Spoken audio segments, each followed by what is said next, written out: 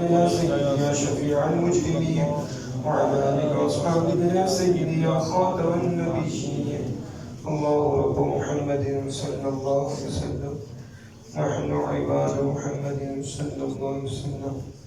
اللہ کا شکر ہے، اس کی مہربانی ہے کہ اس نے ہمیں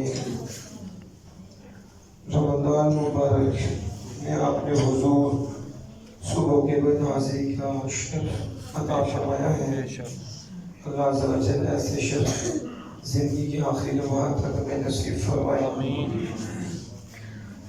اللہ عز و جل کی ذات کے متعلق جو عقیدہ رکھنا ضروری ہے گفتگو کی جا رہی تھی، اور آپ کو یہ بتایا گیا تھا کہ اللہ عز و جل کے متعلق ہمارا یہ عقیدہ ہے کہ اللہ ایک ہے. بے شک سارے بولیں بے شک ایک ہے، اس کا کوئی شریک نہیں. تو آپ بتائیں کس چیز میں اس کا شریک نہیں؟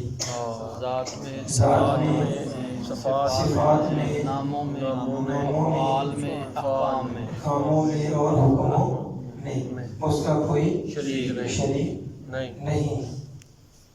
اور اس کے ساتھ پھر اگلا عقیدہ یہ بتایا تھا کہ وہ واجب الوجود ہے. بے شک کیا ہے؟ واجب الوجود، یعنی کیا مطلب؟ ہمیشہ سے ہے اور ہمیشہ سے ہے، ہمیشہ رہے گا. اسی کا وجود ہمیشہ سے ہے اور ہمیشہ رہے گا، اور کسی کا وجود ہمیشہ سے نہیں ہے.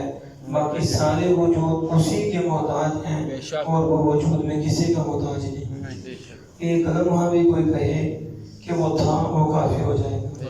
باقی سب کے لیے تھا بولا جا سکتا ہے، لیکن اللہ کے لیے تھا کا لفظ اسی وقت کافر ہو جائے گا. نہ اس کی ابتدا ہے نہ اس کی انتہا ہے. ابتدا ہو تو پھر پہلے نہیں تھا، انتہا ہو تو ختم ہو جائے گا. تو نعوذ باللہ من ذالک ایسا عقیدہ رکھنے والا کافر ہو جائے گا. اللہ کے علاوہ سب کی ابتدا ہے لیکن اللہ کی کوئی ابتدا نہیں. تو وہ وجود میں کسی کا محتاج نہیں اور باقی سارے وجود میں اسی کے محتاج ہیں. تو اسے کہتے ہیں واجب الوجود. اور اس کے ساتھ ہی یہ بھی ہم نے پڑھ لیا تھا کہ جو بولا جاتا ہے وہ قدیم ہے اور وہ ازلی ہے، ابدی ہے. تو مطلب یہی ہے وہ ہمیشہ سے ہے، ہمیشہ رہے گا. بولے سارے پھر ہمیشہ سے ہے اور ہمیشہ رہے گا. ازلی کا بھی یہی مطلب ہمیشہ سے، ابدی ہمیشہ رہے گا. بس اپنے ذہن ہمیشہ رکھ لیں اللہ ایک ہے، بس اس کا کوئی شریک نہیں. ذات میں نہ صفات میں نہ اسماء میں نہ افعال میں نہ احکام میں. اور وہ واجب الوجود ہے، اسی کا وجود ضروری ہے اور حقیقت میں اسی کا وجود ہے. حقیقت میں اسی کا وجود ہے. باقی سارے سائے ہیں، باقی سارے اس کے پرتاؤ ہیں، ظل ہیں. حقیقی وجود اللہ کا ہے اور اس نے توجہ فرما کر پہلا وجود بنایا، وہ وجود مصطفیٰ ہے صلی اللہ تعالی علیہ وآلہ وسلم. اور عبادت کا وہی مستحق ہے، عبادت کا مستحق ہے. یہ توحید تھی کہ عبادت کا وہی مستحق ہے. اب ان میں کسی اور کو شامل کرے وہ مشرک ہو جائے. ان میں کسی اور کو یعنی وہ کہے کوئی اور واجب، حضور کو واجب الوجود کہے تو وہ مشرک ہو جائے گا. کسی اور کو واجب الوجود کہے کیونکہ کسی کا وجود ہمیشہ سے آئی نہیں اور وجود ہے ہی اللہ کا. لا وجود الا اللہ، صرف اللہ ہی موجود ہے، اللہ ہی موجود ہے، باقی اللہ سے وجود ہے، وہ ہمیشہ سے ہے. اور دوسرا کوئی کہے کہ معبود کوئی اور ہے وہ بھی مشرک ہو جائے گا. یہی ہے توحید، اس کے خلاف چلنے والا وہ مشرک ہو جائے گا. اور آپ نے یہ بھی پڑھ لیا کہ وہ بے نیاز ہیں اور سارے ہی اس کی بارگاہ میں نیاز مند ہیں، محتاج ہیں، وہ کسی کا محتاج. اللہ الصمد ہے، اللہ بے نیاز ہے. یہ جو کچھ بھی ہمیں حکم فرماتا ہے اس کو کوئی ضرورت نہیں، ہمیں ہی ضرورت ہے. یہ جو بیٹھی عبادت نیاز جو کچھ بھی ہے یہ ہمارے فائدے کو ہے، اسی آپ سے کوئی فائدہ بھی نہیں ہے. وہ کھاتا نہیں، وہ کھلاتا ہے، تو وہ ہمیں فائدہ دینا چاہتا ہے. وہ اللہ الصمد ہے، وہ بے نیاز ہے، بے پرواہ ہے۔ اب آج جو ہمارا عقیدہ ہے اللہ عز و جل متعلق، یہ عقیدہ نمبر 3 ہے۔ پہلے تو اللہ ایک ہے، تو یہ ایک ہمارا عقیدہ جو اللہ عز و جل کے متعلق تھا، پھر واجب الوجود ہے، اسی میں وہ معبود برحق ہے کہ اس کی پرستش کی جاتی ہے، بس اور کسی کی نہیں ہو سکتی۔ اور دوسرا وہ بے نیاز ہے، وہ کسی کا محتاج نہیں، وہ ساری مخلوق اسی کی محتاج ہے۔ اب آج تیسرا، اس کو ذرا توجہ سے آپ نے سماعت فرمانا ہے۔ کل میں نے ایک مثال دی تھی کہ مائی صاحبہ کی چرخے والی، چلے وہ بھی کچھ ٹھیک تھی، لیکن وہ اس سے ہٹ کر مثال تھی۔ وہ مثال اس طرح مجھے یاد آئی کہ شیطان نے پوچھا تھا اللہ کا وجود ہے، اللہ ہے، پوچھا تھا اللہ ہے، تو انہوں نے کہا ہاں، اس نے دلیل کیا ہے؟ کہ یہ چرخہ میرے چلائے بغیر نہیں چلتا، یہ چرخہ میرے چلائے بغیر نہیں چلتا، میں چلاتی ہوں تو چلتا ہے نا، تو نہ چلاؤں۔ تو ایک یہ چرخہ میرے چلائے نہیں چلتا، تو یہ سارا نظام کسی کے چلائے بغیر چل رہا ہے؟ بدبخت، ایک چرخہ بغیر چلائے نہیں چلتا تو سارا نظام کیسے چلتا ہے؟ پھر ماننا پڑے گا کوئی ہے جو سارا نظام چلا رہا ہے، وہ اللہ ہے۔ وہ اگر دوسرا ہوتا تو نظام دھرم گرم ہو جاتا، تو بس ایک یہ خدا ہے جو سارا نظام چلا رہا ہے۔ تو اب تیسرا عقیدہ یہ ہے کہ اس کی جو ذات ہے، اس کی جو ذات ہے، اس کا ادراک عقل میں نہیں آ سکتا۔ بے شک اس کی جو ذات ہے اسے عقل نہیں جان سکتی، اس کا ادراک نہیں کر سکتی، اس کا اگر کوئی بندہ کہے کہ عقل میں اللہ آ سکتا ہے تو وہ بندہ اسلام سے خارج ہو جائے گا۔ وہ اسلام سے دیکھو کیسی توحید ہے ان کی۔ توحید پتہ کیا ہے؟ ان کی توحید ہے کہ اللہ کرسی پہ بیٹھا، کرسی چر چر کرتی ہے، نعوذ باللہ من ذلک، کیا کرتی ہے؟ اس کا مطلب ہے کہ اللہ بھی محدود ہے۔ یہ مطلب ہوا نا، جو کرسی پہ بیٹھ گیا اس کی حد ہے نا، جو عرش پہ بیٹھ گیا اس کی حد ہے۔ ہمارا رب وہ ہے جس کی حد ہی نہیں، جس کی وہ ان کا رب ہے جو مکان میں بھی آ جاتا ہے، نعوذ باللہ من ذلک۔ تو جو مکان میں آ گیا تو مکان میں محدود ہو گیا، جو چیز بھی مکان میں ہے وہ محدود ہے، جو چیز بھی زمان میں ہے وہ محدود ہے، جو چیز بھی جہات میں ہے وہ محدود ہے۔ جہاں جہت آ گئی وہ حد لگ گئی۔ تو اللہ پاک تو عقلوں سے بھی ماورا ہے۔ تو یہ ہے اہل سنت کا عقیدہ، اور یہ قرآن و حدیث کا عقیدہ کہ اللہ کی ذات کا ادراک عقل میں ناممکن ہے۔ تو یہ تو اللہ ہے نا، ہم تو یہ کہتے ہیں کہ اللہ ہی جانتا ہے کہ حضور کا مقام کیا ہے، باقی اللہ کے بغیر، اللہ کے علاوہ کوئی مجھے ایسا بتاؤ جو بتا سکے کہ حضور کا مقام کیا ہے۔ تو حضور عقل میں نہیں آتے، تو رب جس نے انہیں شانیں دی ہیں وہ کیسے عقل میں آ جائے گا؟ تو حضور کو جس نے بھی سمجھا ہے اس نے اپنی عقل کے مطابق سمجھا ہے، اور میرے آقا سب کی عقلوں سے ماورا ہے۔ جب آقا کی شانیں عقلوں سے ماورا ہے تو رب کا سمجھ میں آ سکتا ہے۔ پتہ نہیں یہ کیسی توحید پرست ہے۔ ہماری توحید تو یہ ہے کہ اللہ کی ذات کا ادراک عقل میں نہیں آ سکتا۔ ہاں پھر کوئی کہے تو پھر اللہ کو سمجھے گی کیسے؟ پھر اللہ کی معرفت کیسے حاصل ہوگی؟ تو پھر اس کا جواب دیا کہ اللہ عز و جل کا احاطہ تو ہو نہیں سکتا، کوئی گھیر ہی نہیں سکتا، اس کی حد ہی نہیں، تو پھر کیسے اس کی معرفت ہوگی؟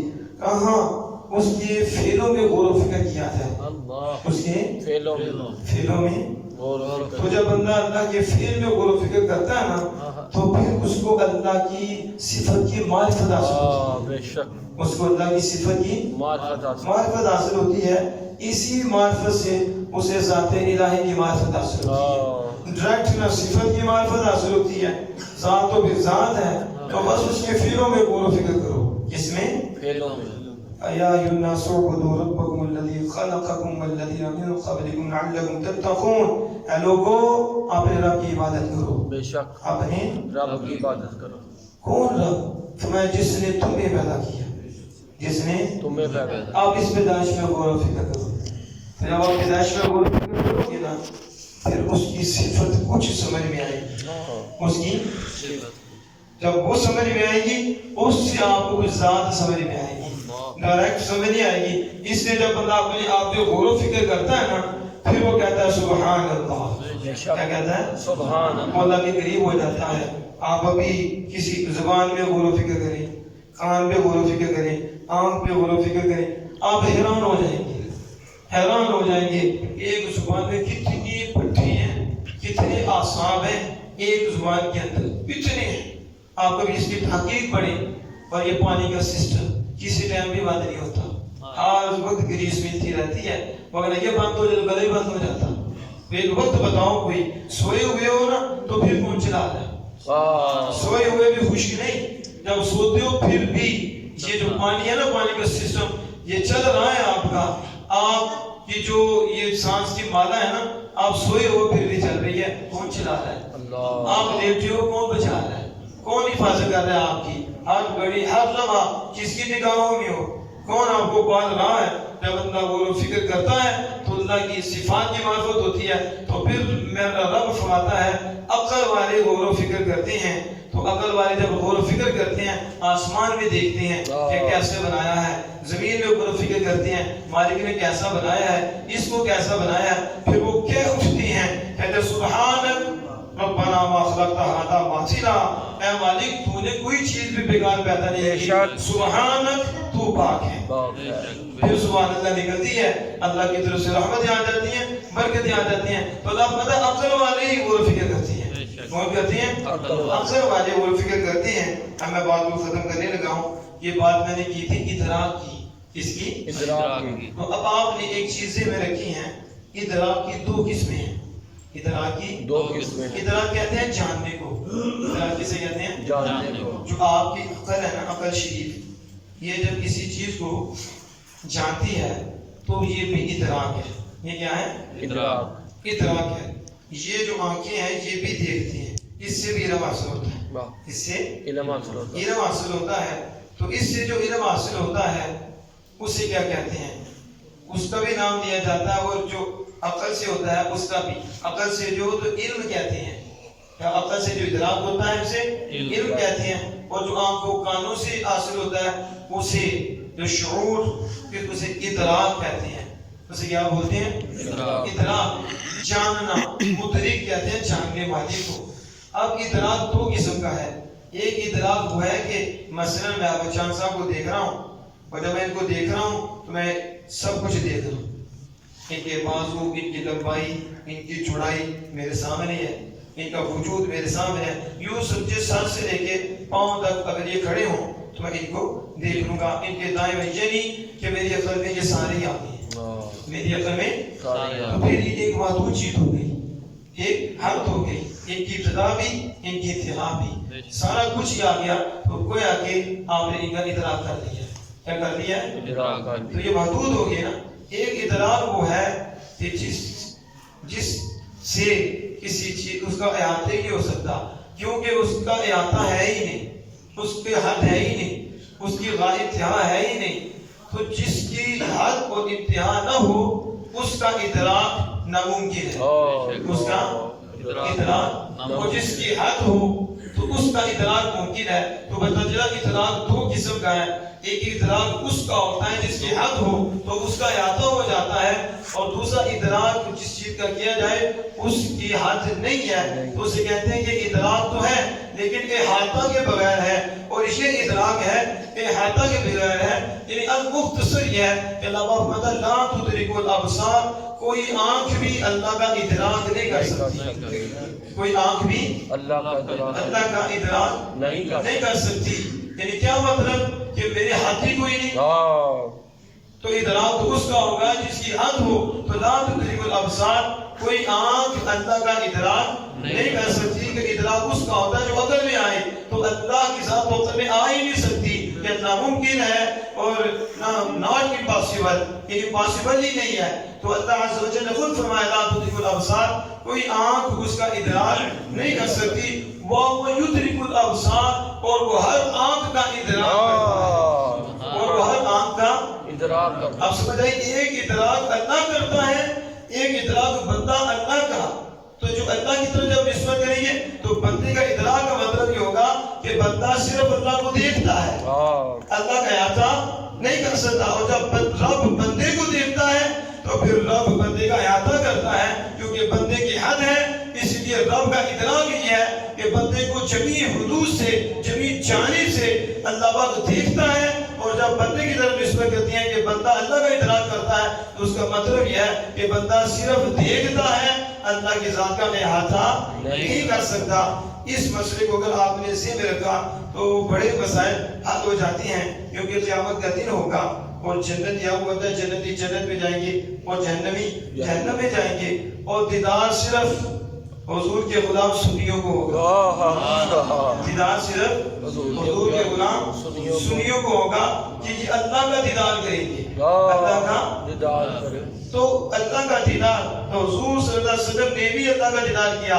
تو عائشہ صدیقہ رضی اللہ تعالیٰ عنہ نے کہا کہ حضور نے ادراک نہیں کیا.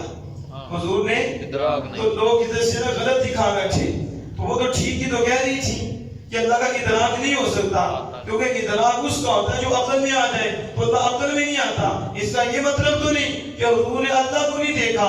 انہوں نے ادراک کی نفی کی، اللہ کو دیکھنے کی نفی نہیں کی. وہ کیسے کر سکتی تھی جبکہ رسول اللہ کے صدقے ہم بھی اللہ کا دیدار کریں. وجوہ یومئذ ناظرہ الی ربہا ناظرہ. میرے آقا فرماتے ہیں تم رب کو کیسے دیکھو گے؟ آپ نے یہ بھی فرمایا قربان جائے آمینہ کے لال پہ صلی اللہ علیہ وسلم کوئی شے چھوڑی نہیں. سید عالم صلی اللہ علیہ وسلم نے ہر شے کو ہائی لائٹ کر کے بتایا ہے. یہاں تک بھی بتایا اے میرے غلاموں میں تمہیں بتا دیتا ہوں تم قیامت کے دن اپنے رب کو کیسے دیکھو گے. دیکھو سوال ہو سکتا ہے نا کہ رب اتنا جلال والا ہے، رب اس کا دیدار ہم کیسے کر سکتے ہیں؟ آنکھیں تو چڑیا جائیں گی، آنکھیں کام نہیں کریں گی. اللہ سبحانہ کا دیدار کیسے ہوگا؟ تو تم اس پہ پریشان نہ ہوا کرو کہ تم اپنی طاقت سے نہیں دیکھو گے، آمینہ کے لال کی نگاہ سے دیکھو گے، حضور کے صدقے سے دیکھو گے. میرا آقا صلی اللہ علیہ وسلم فرماتے ہیں تم اپنے رب کو کیسے دیکھو گے؟ میں جیسے تم اس 14ویں رات کے چاند کو دیکھتے ہو، جیسے تم سترون کما سترون ربکم. میں جیسے تم اس 14ویں رات کے چاند کو دیکھتے ہو نا، اسی طرح تم اپنے رب کو دیکھو گے. اپنے رب کو دیکھو. مطلب کیا تھا کہ 14ویں رات کا چاند دکھ رہا ہو، کسی کو پوچھنے کی ضرورت ہے؟ نہیں. ہے کوئی ضرورت؟ کوئی خودبین کی ضرورت ہے؟ کوئی مشینری کی ضرورت ہے کہ اسے ہم دیکھیں؟ 14ویں رات کا چاند دکھ رہا ہوا ہے. تشبیہ دی اس میں کہ جس طرح 14ویں رات کا چاند ظاہر ہوتا ہے اور پوچھنے میں بندہ کسی کا محتاج نہیں ہوتا، اسی طرح میرے رب کا تم دیدار کرو گے تمہیں پوچھنے کی ضرورت ہی نہیں پڑے گی. دعا کرو اللہ پاک ہم پہ کرم فرمائے، ہم ایمان ہی کی حالت میں اس دنیا سے جائیں تو پھر سبحان اللہ پہ جائیں گے تو آمینہ کے لال کے دیدار کے بھی شربت پیئیں گے اور اللہ عز و جل کے دیدار کے بھی ہمیں شربت نصیب ہوگا. تو یہ مختصر سے وقت میں نے اللہ عز و جل کی توحید کے بارے میں یہ گفتگو کی. اب دیکھا ہمارا کتنا پکیزہ مقصد ہے کہ ہم اللہ عز و جل کی ذات کے متعلق کتنے محتاط ہیں. اور اس لیے یہ نہ کہا کرو اللہ اوپر ہے، یہ مانا جائے گا بندہ. بعض لوگ عدم توجہ کی وجہ سے یا علم نہیں ہوتا بڑا سخت اس پہ فتوائے گا، کیونکہ جب اس نے اوپر کہا نا اس کا مطلب ہے اس نے اللہ کو قید کر دیا. اوپر جو بھی ہوگا وہ مکان بھی ہوگا. یہ اوپر جہت ہے نا اور یہ نیچے بھی کیا ہے؟ جہت. کتنی جہتیں ہیں؟ یہ بچے اسکول میں پڑھتے ہیں نا تو کتنی جہتیں پڑھتے ہیں؟ 4. کون سی؟ مشرق مغرب جنوب. 4 تو 4 تو نہیں ہے، وہ 6 ہیں. یہ جو نیچے یہ جہت نہیں ہے تو جو اوپر ہے وہ جہت نہیں ہے، تو 6 جہات ہیں. کتنی؟ ایسے بچے 4 ہی سمجھے نا، مشرق مغرب جنوب شمال، یہ 4. تو اوپر نیچے بھی یہ حد ہے، مکان ہے، یہ نیچے ہے. اس میں جو بھی ہوگا وہ مخلوق ہوگی، اس میں جو بھی ہوگا بند ہوگا، مقید ہوگا. تو اللہ عز و جل تو اس سے مابرا ہے. اس لیے انگلی سے بھی یوں نہیں کرنا کہ اللہ یوں ہے. بعض لوگ ایسے کر دیتے ہیں، غلطی کھاتے ہیں. اوپر کا لفظ بھی بولنے والا بڑا سخت فتویٰ ہے اس پہ. اوپر کا لفظ بھی نہیں بولنا اور نہ ہی یہ اشارہ اس طرف کرنا ہے. ہاں یہ کہتے ہیں کہ اللہ اعلیٰ ہے. کیا ہے؟ اعلیٰ کا یہ مطلب نہیں کہ اللہ اوپر ہے. تو ابھی میں نے بتا دیا. آپ سے آپ کوئی پوچھے اللہ کہاں ہے، آپ سے کوئی پوچھے اللہ کہاں ہے، آپ جواب دیں جہاں عقل نہیں جاتی وہاں ہے. سمجھ آئی کہ نہیں؟ کوئی پوچھے اللہ کہاں ہے تو آپ کیا جواب دیں؟ یہ نہیں کہنا اوپر ہے مارے جاؤ گے، یہ بھی نہیں کہنا نیچے ہے پھر بھی مارے جاؤ گے، وہ نور کے اعتبار سے قدرت کے اعتبار سے ہر جگہ ہے، بے شک لیکن اس کا وجود کہاں ہے؟ اس کا وجود کا کہا جہاں کہاں نہیں، جہاں سمجھنے کے لیے کہاں ہے جہاں اب کہاں جہاں عقل نہیں جاتی، تو جہاں عقل چلی جائے وہ خدا ہی نہیں، کیونکہ خدا عقل میں آگے بتا دیا ہے، خدا عقل میں آتا نہیں، تو وہ پوچھے خدا کہاں ہے، کہاں جہاں عقل نہیں، تو کہا جو عقل میں آ گیا وہ خدا نہیں، جو عقل میں نہ آئے وہ خدا ہے۔ اس لیے یہ نہیں کہنا علوم طرف بولا جاتا ہے، وہ بلند و بالا ہے، بس آگے خاموش ہو جاؤ، آگے کچھ نہیں بولنا کہ جب زمین نہیں تھی، زمان نہیں تھا، عرش نہیں تھا، یہ فرش نہیں تھا، کچھ بھی نہیں تھا، پھر کہاں تھا؟ جب کچھ بھی نہیں، کوئی مخلوق نہیں تھی، پھر کہاں تھا؟ پھر کیا جواب دو گے؟ یہ جو بدبخت کرسیوں پہ بٹھا رہی ہیں، عرش پہ بٹھا رہے ہیں، انہیں پوچھو چکروں کو، اور جب عرش نہیں تھا، جب کرسی نہیں تھی، پھر کہاں تھا؟ پھر کچھ بھی نہیں تھا، مخلوق بھی نہیں تھی، وہی تھا نا، وہی تھا، اور کچھ بھی نہیں تھا، پھر کہاں تھا؟ پھر کہنا پڑے گا وہ بلند و بالا ہے، عقلوں سے مابرا ہے۔ اللہ پاک اپنے محبوب کریم صلی اللہ علیہ وسلم کے صدقے سے ہمارے ایمان کو مضبوط فرمائے، اللہ عز و جل کی توحید کی معرفت سے ہمارے قلوب و ذہن کو منور فرمائے۔